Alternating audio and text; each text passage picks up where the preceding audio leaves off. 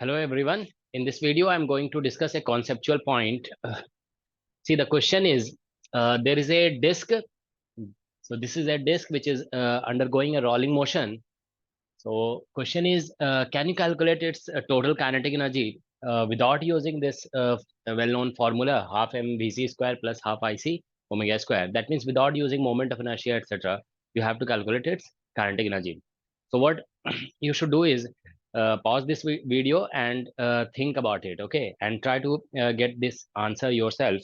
And if you can't do, then watch this video. All right, so I'm going to provide its solution here. See, what I'll do is I'll take a small element. Okay, I'll call this element dm. Suppose its distance from center is r. So if center is moving with speed vc, see, it has both translation as rotation. So this element will have a translational velocity vc, and since disk is also rotating, so it will have a angular, because of the angular motion, it will have another velocity. This, it will be in this direction perpendicular to this r actually. Okay, so this velocity will be equal to omega r. So it has two velocities. Okay, suppose this angle is theta.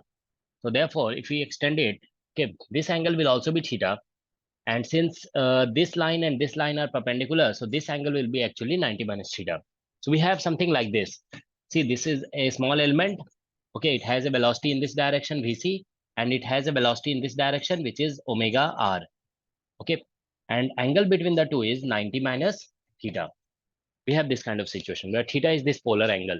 Okay, now this element is dm.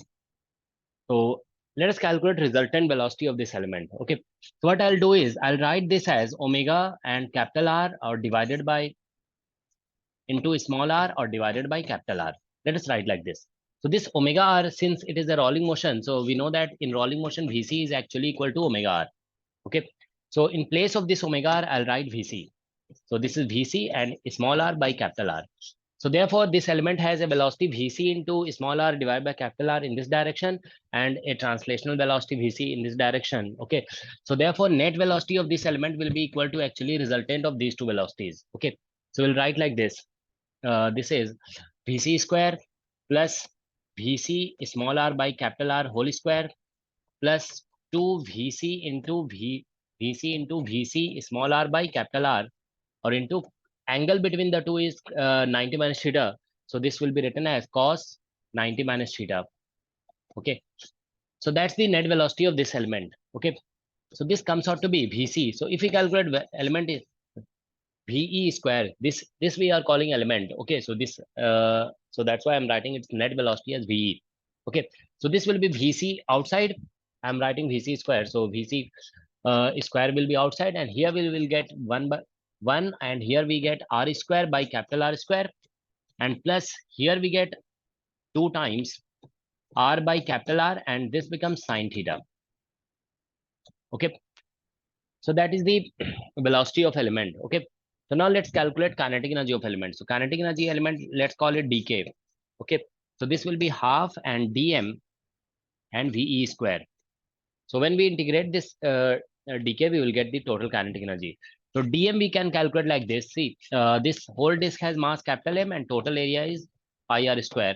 This small element has mass dm, and its small area is dA. So dm will be equal to basically m divided by, actually this is a uniform disk. So density is uniform everywhere. So mass per unit area must be constant. Okay. So pi r square, and here when you do cross multiplication, you get dA, and dA we can write as r dr and d theta. That is the dA. Okay. So therefore, we'll write here half, and in place of dm, we'll write m divided by pi r square. Okay. And here r dr and d theta. And in place of ve square, we'll put this. So we have vc square, and here 1 plus r square by capital R square, and plus 2r by capital R, this term, and sine theta. That is the, okay, so that is the kinetic energy of element. So therefore, total kinetic energy, if we calculate, we'll have to integrate it. Okay, so we'll get here m divided by 2 pi r square.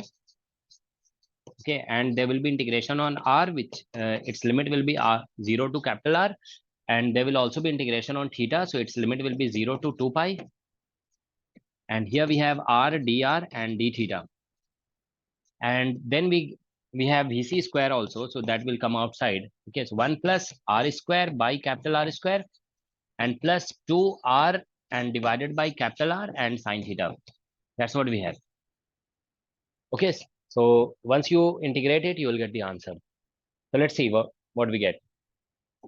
So here mvc square and divided by 2 pi and capital R square.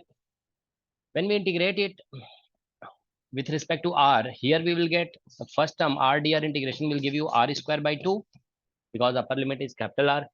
Okay, and this integration will give us r and r square. This becomes actually r cube. So when you integrate it, you get r power 4 by 4, capital R power 4 by 4. So r square cancels out. So you get here r to the power 4 by 4. And since both these terms are multiplied with d theta also, so d theta integration will give you 2 pi. Okay, so this is the integration for first two term. Okay, now when you integrate this term with respect to theta, you get actually minus cos theta, and upper limit is 2 pi and lower is 0.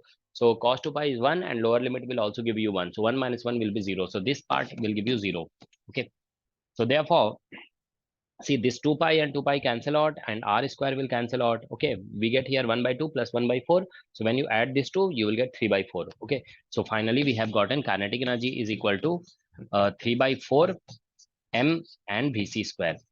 Okay, so this we have calculated using integration method. Okay, without using this standard formula half mvc square plus half ic omega square. Okay, so this is just a basic conceptual thing.